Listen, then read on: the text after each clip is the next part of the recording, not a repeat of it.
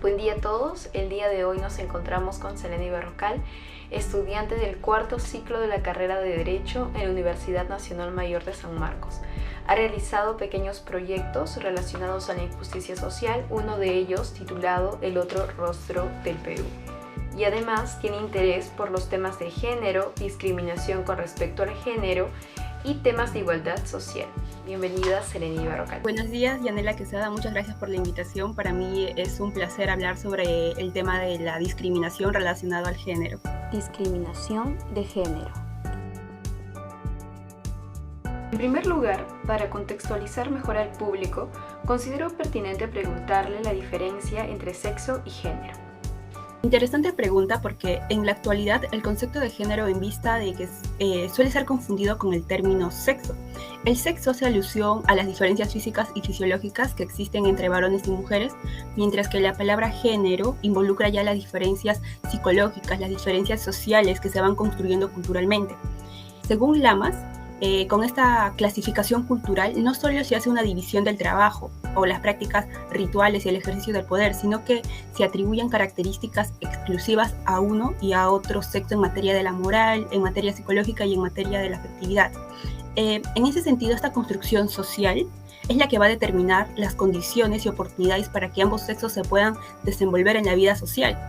Y concuerdo con esta autora, ya que la sociedad es la que va a construir los modelos acerca de las características, los atributos y las funciones específicas que van a desarrollarse o que les van a atribuir de acuerdo al sexo. Es por ello muy importante diferenciar entre sexo y género, porque uno está más relacionado con lo físico, con lo fisiológico, mientras que el otro con lo psicológico, con lo cultural.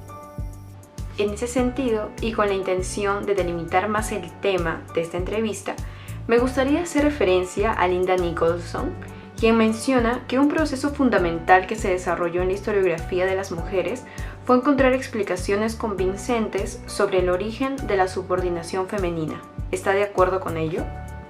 Sí, porque el estudio historiográfico es fundamental para desmantelar las estructuras discriminatorias y raciales.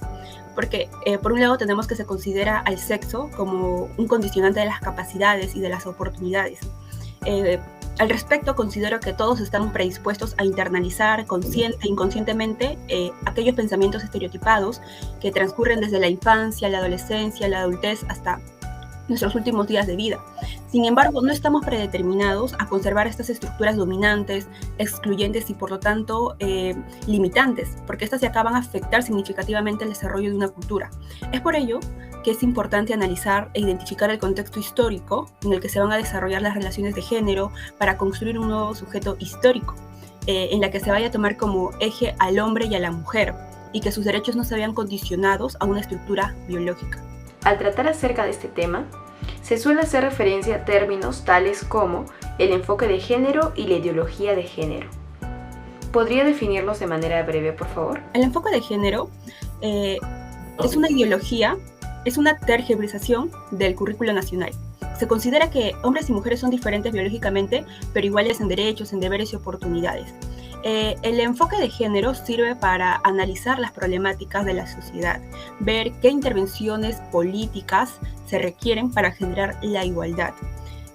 Otro punto importante es que dentro de nuestras diferencias físicas y biológicas, la sociedad ha impuesto características y diferencias entre hombres y mujeres. A esta construcción es la que se le va a denominar género. Los contenidos justamente del currículo van a buscar la igualdad y por ello van a estar distribuidos en niveles.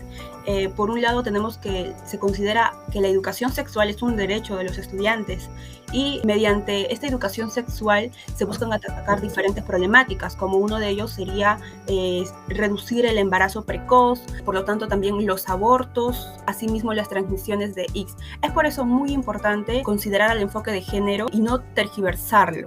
Mientras que la ideología de género ya no es un enfoque, sino es una ideología de género. ¿Por qué? Porque parte de una premisa falsa. Considera que la palabra género no existe, considera que las cosas tienen género, que las personas solamente tienen sexo. Consideran que la igualdad se puede lograr, sí, pero con un enfoque de género que no incluya el término género. Considera que las políticas de género aplicadas en otros países no han traído los resultados que se pretenden, los resultados como reducir el embarazo precoz, los abortos, las transmisiones de X. La ideología de género va a criticar esta mirada constructivista, porque considera que el hombre nace, que el hombre no se construye, es decir, la sociedad no va a construir al hombre. Inclusive habla de la parte científica y considera que científicamente tenemos un nivel de igualdad entre lo femenino y lo masculino.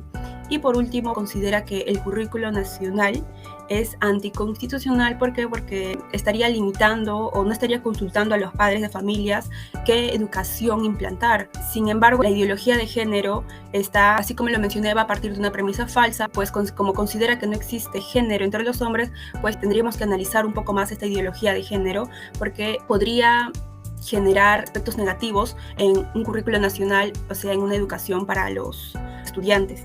¿Está en desacuerdo con la utilización de algunos de esos términos? Por supuesto, al respecto considero que promover el enfoque de género desde la educación es imprescindible para evitar que los agentes sociales como la familia, la sociedad misma o los medios de comunicación implanten en los niños, quienes son los futuros ciudadanos, en una perspectiva condicionada, una perspectiva que va a privilegiar las oportunidades de acuerdo al sexo, ¿no? Y generalmente es al sexo masculino.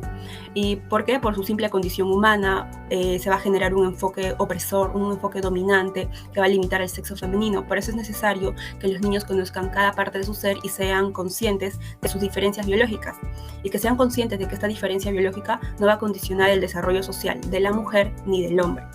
¿Considera importante que desde la educación se promueva el enfoque de género? La escuela cumple un papel formativo en la sociedad.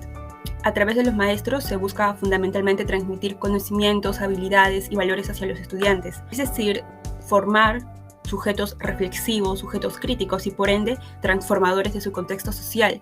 Así como menciona Guzmán, se necesita una educación impartida en un marco que preste atención educativa a los problemas humanos y sociales.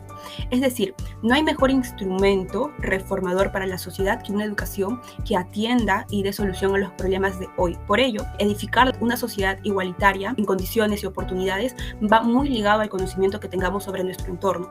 Y no hay mejor formador de conciencia que una escuela que aplique un currículo que fomente y reconozca la igualdad que todos merecemos.